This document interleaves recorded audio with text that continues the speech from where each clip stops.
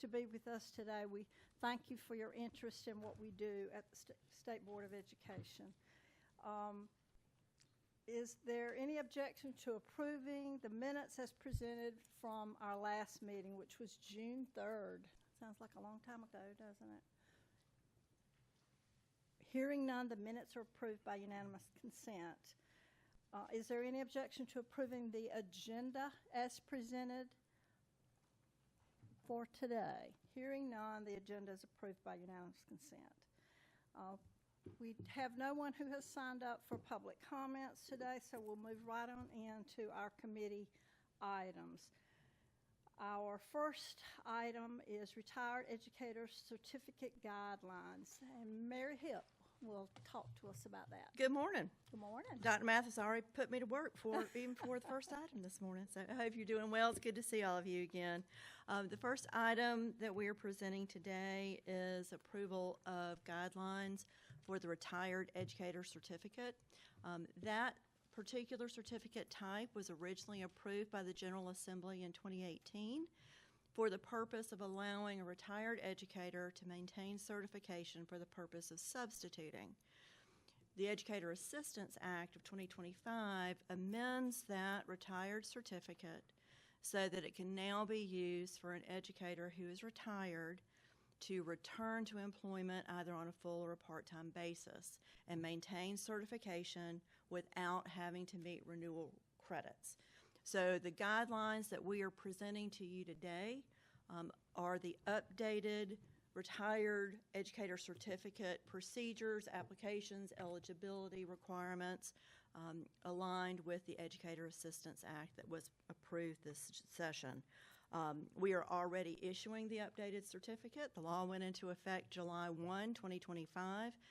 We are seeing a number of educators pursuing this pathway. A couple of things to realize: eligibility is established in the statute itself. We've established the procedures and the timeline.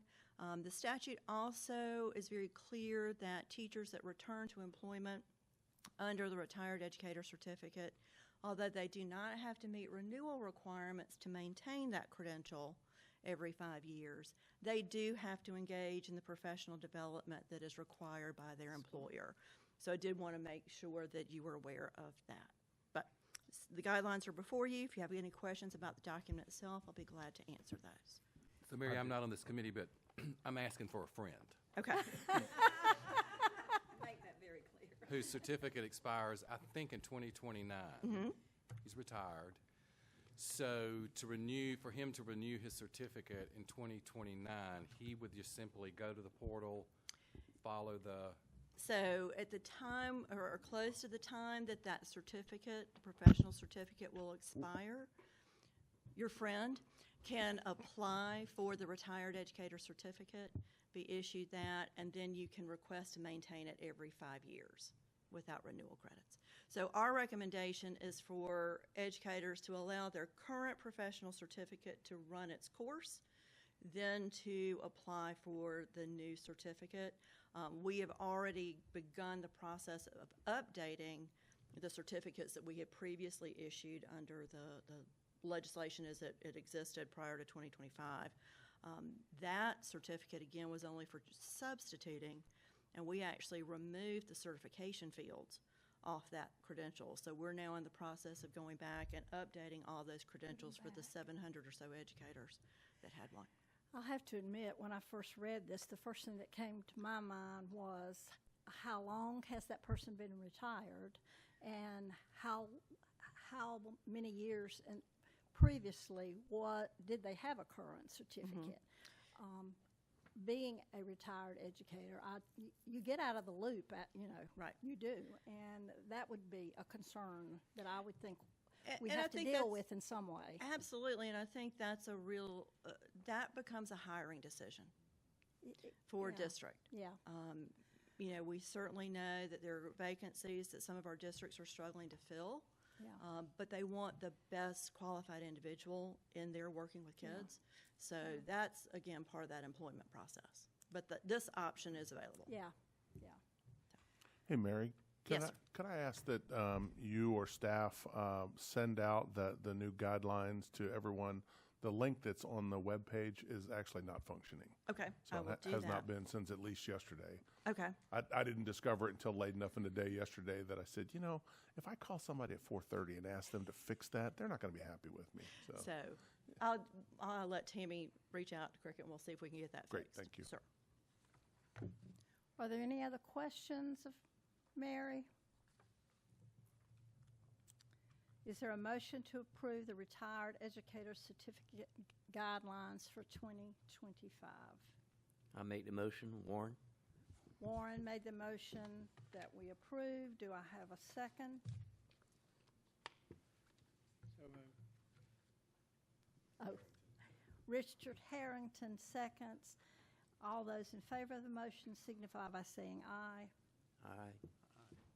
Anyone opposed? The motion carries. Okay, are you still I'm sticking up? around for No, one it's more. I'm doing them in order. You're out of order. Are you doing the para educators? I am. Okay. My That paper is me. says Jessica was going to do that. So, The adoption of basic skills assessment for para educators. so the term paraeducators has gradually started to replace the term paraprofessional. So that's probably the term that most of you are familiar with. But nationally, we see the term paraeducator being used. So pursuant to the Elementary and Secondary Education Act, as it was amended by the Every Student Succeeds Act, paraeducators working in Title I schools and in targeted assistance programs have to meet certain qualifications. They must have a high school diploma or the equivalent, and they must demonstrate one of the three criteria listed in that item. They either have to have 2 years of study at the collegiate level, so basically the equivalent of an associate's degree itself, or a qualifying score on a basic skills assessment.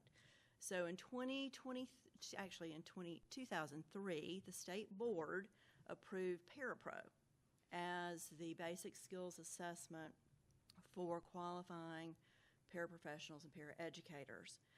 ETS has updated that assessment. They have introduced Para Pathways, which will become available September 1st, 2025, as the regenerated assessment, targeting a little more closely the skills and the needs of paraeducators as they support teachers and students in classrooms. So we are presenting Para Pathways to you for approval today. One thing that's kind of interesting here, we don't certify paraeducators in our state. Some states do. So, for instance, our colleagues in Georgia certify paraprofessionals and paraeducators. But because this requirement exists at the federal level and with our Title I schools and programs, we do have to adopt an assessment. We have access to those scores. Districts have to maintain those qualifications, and our agency monitors districts for compliance with this requirement.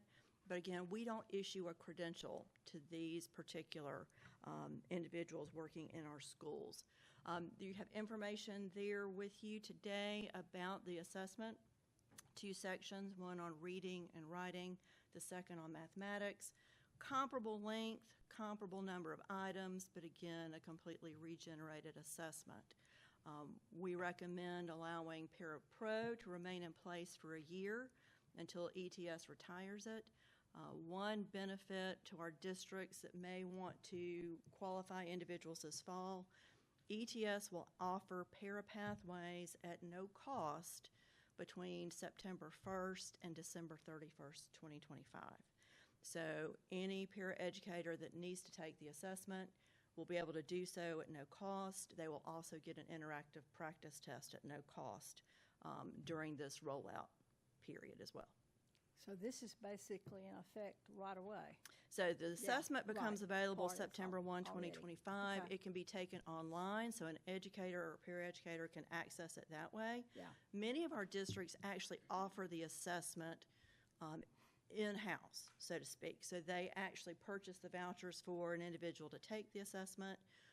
That's what most of our districts have done over time. Are there any questions? I'm not on the committee, but Madam That's Chair, all I have right. a question. Is there a limit to how many times they can take this test? Is there? Not to my knowledge. Not to my knowledge. I can find that out. I was just Yeah. curious. And my understanding, and I don't think this has been finalized, but my understanding is that ETS is in the process of kind of reframing their fee structure. So for educators that may struggle to pass an assessment, and after a certain number of attempts, they may offer it at no cost. I know That's a what lot we of hear is districts coming. Offer them some help yeah, beforehand yeah. with it. But one of the things about Pair Pathways, from what I have read and the online session I participated in, is that there is the interactive practice test. They have some professional development modules that are available related to this, so that a candidate could actually engage with that material prior to taking the assessment.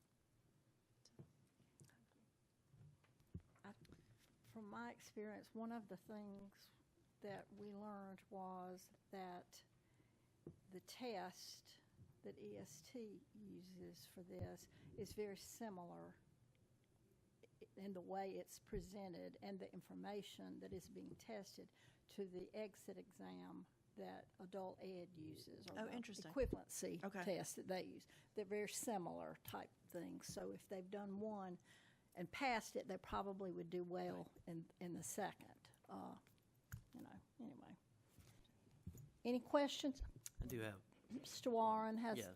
a question. Mary, how does the districts track this? Or it's Yes. a part of our accreditation standards, but you guys don't have a way to. No, we don't. And one of the things we've kind of talked about recently is whether we could add some sort of indicator in SE educator compensation. So because we're not issuing a credential to these individuals, there's nothing on the certification side.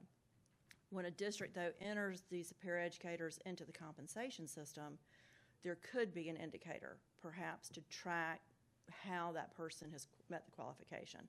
But that's a discussion with our developer and whether we want to do that. So, but that's a really good question. Yes, sir. Question I have is there any age limit on teachers returning after retirement? No, sir. Related to the retired educator certificate? No, sir, not to my knowledge.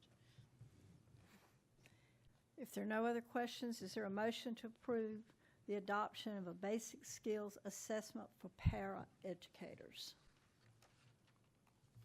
A motion moved. to approve. Mr. Harrington made the motion. Is there a second? Second, Warren. Mr. Warren seconded the motion. All those in favor of the motion signify by saying aye. Aye. Any opposed? Okay, thank you. Thank you. You can have a seat now. Jessica will come up now. Now we're going to listen to the ideas from Aiken, the new alternative route program, Aiken Alternative Licensure for Teachers. Okay. Yes, ma'am. Thank you. Good morning. I am here to present to you a new alternative route preparation program known as Aiken Alt. So Aiken Alt is a partnership between Aiken County Public Schools and USC Aiken, and they seek to certify individuals in 11 different fields, those being early childhood, elementary, special education, multi-cat, middle level ELA or English, middle level science, middle level social studies, middle level math, secondary science, secondary social studies, secondary math, and secondary English. Good. All You 11. did good. Yes, ma'am. Thank you. I practiced. The department received Aiken Alt's initial proposal back in September of 2024. At that time, the normal procedures took place, that being that we formed an external peer review team composed of 3 individuals, all with expertise within the field. Those individuals reviewed the proposal and offered feedback to Aiken Alt in October of 2024. And much of that feedback kind of centered on really clarifying the proposal itself. There were a lot of questions about the coursework that were embedded in Aiken Alt. Because it's a partnership with USC Aiken, the candidates in the program would take courses at USC Aiken. What courses would they take? What was the curriculum within those courses? What assessments are embedded in those courses? What is the minimal level of competency needed to pass those assessments, and in general the course, in order to progress through the program? So the feedback was provided to Aiken Alt in October of 24, and at that time, November of 24 and January of 25, the State Department had numerous technical assistance virtual visits with Aiken Alt writers. So those were individuals from Aiken County Public Schools and USC Aiken. And what we did in those technical assistant visits was just kind of walk through the feedback and walk through the alternative route guidelines that really guide this whole process. Aiken Alt then submitted a second proposal in March of 2025, and that then was asked for a few minor revisions along the same lines of just clarifying the coursework and the budget. And then the third proposal came to the external peer review team in late March of 25. That proposal was accepted, which then moved Aiken Alt to the PRC, which then reviewed it in May of 25. And then that is then what leads us here in front of you. And so at this point, I'll take and answer any questions that you have. I have a question. Dr. Mathis has a question, I believe. So Oh. Jessica, how is this different from the traditional route? So as an alternative route preparation provider, they are allowed through partnerships with IHEs, governmental agencies, with entities in the state. And so currently we have 15 alternative route preparation programs. So these are individuals with content expertise. And so what the alternative route program really provides is that pedagogy aspect. I was a classroom teacher for a little under a decade, and one of the best people who I had in an alternative route program was a chemistry colleague, and he had worked at Dow for decades. And then he went through an alternative route program. He went through PACE, and then he became credentialed through that. And so that is what so Aiken this is Alt. for the person who didn't go through the teacher ed program. Yes, They sir. got the history degree, Yes, sir. and so they're going to take the praxis Yes, sir. Prior to admission to the program, they have. and then take the courses, the pedagogy courses. Yes, sir. And then they're certified. Yes, sir. Okay. So what Along with the makes this different than PACE? Is it because it's a separate program just for Aiken County, or is that what makes it different? Yes, sir. Oh, yes, ma'am. I'm so sorry. That's all So right. the idea with Aiken Alt is kind of like a grow your own. So Oh, it's okay. Aiken County Public Schools in partnership with USC Aiken that are really trying to serve the need of their community and produce more certified teachers. And so under the current kind of structure in place, school districts can work in partnership with IHEs to create these alternative route programs. And so they have selected those initial 11 certification fields to try to increase kind of their grow your own. Yeah. And so what you see a lot of times is something kind of paraprofessionals or someone maybe with a 2-year degree or a 4-year, and just helping them kind of move into the teaching space, because we all want highly qualified teachers. Yeah. We're all on the same team. Yeah. So once a person has the degree and passes the praxis, then Aiken could hire them at that point. Yes. And then they would then help them get the coursework done. Yes, sir. And they would enroll So through they're the program. eligible for hire once they pass the praxis and have, right? Yes, right. So to be issued that first alt route certificate, a candidate has to be admitted to that particular program and has to have a passing score on the subject area assessment. For most certification fields, that's praxis. Our world language fields, we also allow the ACTFL assessments, but they have to have that content area assessment up front in order to enter the pathway and to be issued that first certificate. So Jessica, my question kind of goes along the same lines, but also one of the things you said made me think of something different. So this is a grow your own for Aiken County. So is there some requirement for them to work for a period of time in Aiken County afterwards? So the idea is that they would be hired throughout their alternative route teaching license, and then they would stay. They're targeting, in their proposal, they're targeting their own community members. Right, but is there a requirement? So let's say somebody said, hey, listen, I just saw a job in York County. I've always wanted to live over there. What the heck? Not to my knowledge, but I can go back and check Okay, the proposal again. that was just a curiosity thing. Not to my knowledge. Yeah, I think it says just 3 years that they're required to stay there to get completed. 3 And- years, yeah. okay. All right, and then my question that I really wanted to ask was, so I understand the need for more teachers. We need a lot more teachers. I get that.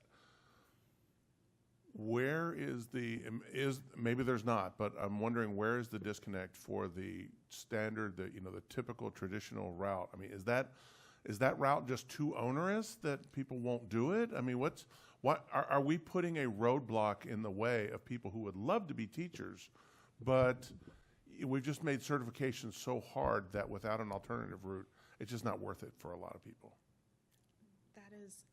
That is a great question, and I am sorry I do not have an answer to that. Yeah, I don't want to put you on the spot, but I mean, I- listen, if you need me to talk to legislators, I'm willing to, get 10 of them in a room and, hey, let's work this thing out. Yes. But- Dr. Hanley, I think sometimes they don't know Yeah. when they're entering college as freshmen that Yeah. they may want to be teachers, and then they realize once they get their degree, hey, I could do this.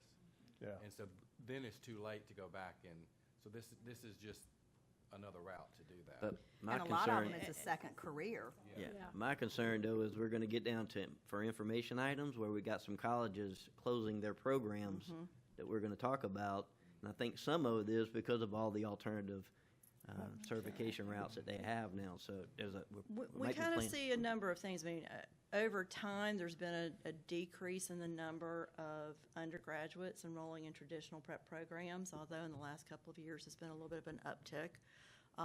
But I think it gets back to, I think for many young people today and traditionally aged college students, that for whatever reason, they don't find the teaching profession to be what they want to pursue, to be particularly attractive.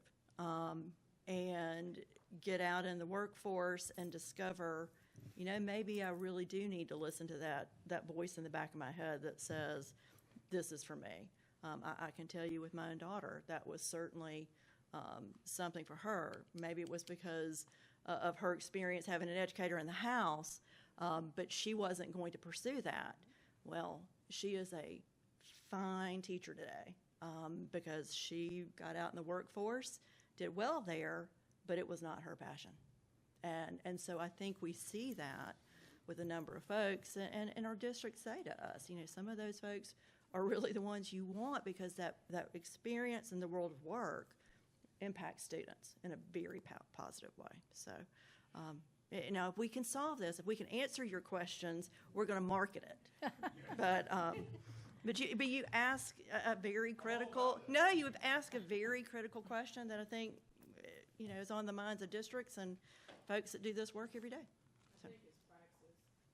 I've known plenty of people that have gone into education, couldn't pass praxis while they were in school, in college, had to change their majors. Are you talking about CORE, the basic skills assessment to get into a program? It's Yeah. praxis. It's tough. Yeah. And Yeah. scores do their changes. Sometimes they get higher, and it is Yeah. praxis. And they're kind of. I'm just wondering, I don't need a real answer. Like Aiken has USC, Hartsville, Darlington, we have Coker now. There are a lot of places where we have these universities there, but these towns that can't find teachers that don't have that university there to partner with, I just wonder if there's something virtual they can do or some other ways they can grow their own, or they can. There are Proximity matters, and districts are different in this state, in every state. There are several of our programs are statewide. Teachers of Tomorrow at PACE. Carolina CAP is an alternative route program, actually partners with a number of rural districts throughout the state. So we do see some of our higher ed institutions really reaching out to those smaller districts. APEC at Columbia College and Coker do the same as well. And I think it's so important for these schools to really focus and have those teacher cadet programs in the high school to get those kids a taste of what it's like. Because I've seen kids go to the elementary school classroom, and after a few times in there, it's like, hey, I think I might want to do this. So, and we even did it in middle school, and that really helped. And we need to speak more highly of this profession. I think we can be guilty of that. We should protect this profession and speak highly of the influence and the purpose and why we do it. Is there, in the curriculum for some of these alternative methods, is there methodology and teaching methods taught as well as, seems like we talk about subject matter expertise, but, and then other soft skill of managing a class. Yes, sir. So all those kind of methods courses that you're referring to, that's the kind of coursework you're going to see in these alternative route programs. That kind of pedagogy. How does one really manage a classroom? How do you kind of deal with 28, 25 different personalities and different learning styles? Yes, sir. We approved the Teach AOP in my area in May. Yes, Very sir. similar program. Does the State Department have any plans to encourage this throughout the state, or is this kind of starting in the local level and then? It really is the individual entity or district's kind of desire to create something like this. And then our job at the State Department is to really kind of shepherd everyone through the process and make sure we're aligned to those guidelines. But I will say, as someone who formerly was a teacher and then worked in higher ed for a very long time, these are conversations that are being had at the district level and at EPPs as well. How can we better support the students to get a certified, teacher in there, and what can we do to help? Yes. Thunder. We have an I'll add too. I think what you also are seeing is for smaller districts, especially that doesn't have that great support system of staffing, that as districts can partner with local universities and maybe multiple districts working together, it provides a more of a support system, because PACE is the one we all remember, but really beyond the praxis, and I agree, praxis is a issue. You really didn't. You might not have had that support system for that teacher to complete that coursework and get to the end to be that successful teacher. So not all districts has that in-depth staffing to give that support. So these partnerships allows a better support system for these teachers to complete a program. I agree with that, and I also think part of the issue that I have seen in some districts is those first-year teachers, what kind of support that they get, who the mentor is, if the mentor is actually had some training of these are the things that we need to be talking about, because they are just lost little sheep. They truly are, and it would be helpful to have the strongest people. Of course, those are the people in your school that you ask to do everything, because they're good at everything they do. But they also need to mentor our first year, because I think we lose a lot of people early on who. 5 years. Yeah. Mentors, state-trained mentors Yeah, required in yeah. our state, and it works for that induction program. Yeah. I agree. Okay. Are we done with that? Are there any other questions? Any other questions? If not, do I have a motion to approve the new alternative route program, Aiken Alternative Licensure for Teachers, called the Aiken Alt? A motion from Warren the makes a motion. from Mr. Warren. A motion has been made to approve the program. Is there a second? I second. Mr. Harrington seconds the motion. All those in favor of the motion signify by saying aye. Anyone opposed? Okay, thank you. Are you still up? No, Jackie's next. One more thing, or maybe two more things. National accreditation decisions, Morris College and the University of South Carolina, Columbia. Yes, ma'am. Thank you Jackie. so much. So State Board Regulation 4390 establishes that all teacher education programs meet the standards of the national accreditation with which the state has a partnership. In 2015, the SCDE entered the partnership agreement with the Council for the Accreditation of Educator Preparation, or CAPE. And this partnership was actually renewed in 2022.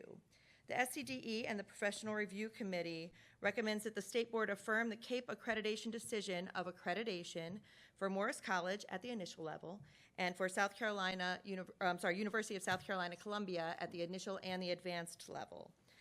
In fact, CAPE actually named Morris College one of 34 educator prep programs from 15 states, including the District of Columbia and Puerto Rico, recognized for national excellence at this Accreditation Council meeting. As a part of the accreditation review, Morris College received no stipulations or areas for improvement during the visit. This is especially notable, and I wanted to share this specifically because in 2022, Morris College actually underwent an off-cycle focus visit or a stipulation visit. So now they've gained this full accreditation and this national recognition from CAPE. As a review of South Carolina provider requirements, which are also a part of the educator preparation guidelines, this is also conducted as a part of this accreditation review. And both Morris College and USC Columbia sufficiently met all those state requirements. The SCDE recommends that the state board affirm the accreditation decisions for Morris College and the University of South Carolina, Columbia. So what we are going to be voting on is the approval of that decision. Correct. They have been recognized, but we have to approve that decision, okay? So is there a motion to approve the national accreditation decision for Morris College and the University of South Carolina, Columbia? Yes? Motion to affirm. You have a motion to approve. Do we have a second? Yes, Mr. Harrington seconds. All those in favor of the motion signify by saying aye. Aye. Anyone opposed? Thank you. One more for Jackie. This is Teach Florence 1, Revised Admission Criteria for World Language. This information item, is actually Oh, for it the is PRC information. I'm updates. sorry. Yes, ma'am. yes. Yes, ma'am. So this item is just to notify y'all of recent provider notifications and status updates and recognitions that were approved by the state board, by the State Department of Education. So just to kind of let you know, it's a little bit of a lengthy list, so I apologize in advance, but feel free to let me know if you have any questions. The Charter Inspire. Charter Inspire is the South Carolina Public Charter School District's alternative certification program. It's added 4 additional charter schools that will participate as part of this program. Charter Inspire, beginning in the 25-26 school year, will add Tall Pines STEM Academy, Liberty STEAM Charter School, Meeting Street Academy, Spartanburg, and Polaris Technical Charter School. They'll also offer certification fields in they'll also offer the certification field of Business and Marketing Education, grades 9 through 12, moving forward. Coastal Carolina University revised 3 content area courses for the Bachelor of Arts in Education and Early Childhood Education, and this will really allow each course to focus more specifically on one content area as they go through. Furman University. Due to budgetary cuts, Furman University has eliminated all of their secondary MAT programs. After the spring 2027 semester, Furman also plans to terminate the elementary education residency program. This institution is no longer admitting candidates into the program, and a teach-out plan will be in place for current candidates. The last cohort is scheduled to complete the program in spring of 2027. Furman anticipates the university faculty will formally approve that decision in this fall. Additionally, Furman has terminated the EDS in school leadership program, leading to superintendent certification. There are no educators enrolled in this program, and Furman anticipates that faculty will formally approve the decision to eliminate this program during their meeting again this fall. Morris College. Morris College has made the decision to terminate its BS programs in mathematics and social studies education. This termination impacted 3 candidates who were enrolled in their very first year of college. These candidates have been counseled into other majors. They haven't yet been admitted into the programs. Additionally, Morris College terminated the Bachelor of Science programs in biology and English education. These have not had candidates enrolled for the past 8 years. I can speak to this. Part of the changes for this were prompted by the revision of the Educator Preparation Guidelines 2.4 Continuing Program Recognition. That was updated by the State Board in January 25, and it was made to trigger an evaluation of any program that doesn't achieve recognition decision of state recognized, or they have 0 enrollment for a full accreditation cycle, which is 7 years. Newberry College has terminated its Bachelor of Science program in biology and chemistry. There's no current enrollment, so no teach-out is necessary. North Greenville University has updated the plan of study for the Bachelor of Science in Physical Education. The Planning and Assessment course was formerly housed in the Physical Education Department, was formerly housed in the Education Department, will now be housed in the Physical Education Department. South Carolina State University notified us that the BS in middle level education will move from 2 concentrations to 1 concentration. So their candidates will now be certified in middle level English, middle level social studies, middle level math, and middle level science. Teach Florence 1, the alternative certification pathway in Florence 1 schools, will now allow candidates to meet the literacy coursework requirements through the letters training, the full units 1 through 8 training. The Citadel has made changes to STEM education MED program. The Citadel has eliminated 2 two-hour courses because the content is really addressed in other coursework, and they feel like this will also help candidates make sure that they get the required number of semester hours for financial aid, because there's those 6 hours required, and sometimes they're just short of that. And lastly, Winthrop University's Network for Alternative Preparation in Teaching, or NET-APT, will expand admission criteria to align with the required alternative route program provider and approval process and standards. That's a mouthful. This will change so that a candidate can qualify with a GPA of at least 2.5 on a 4.0 scale in the content area or the last 60 hours of coursework. This will allow the EPP to admit more candidates that are better positioned to be effective teachers. And that's really just because originally they had more stringent standards, and they found that they really wanted to open that up to allow more candidates to partake.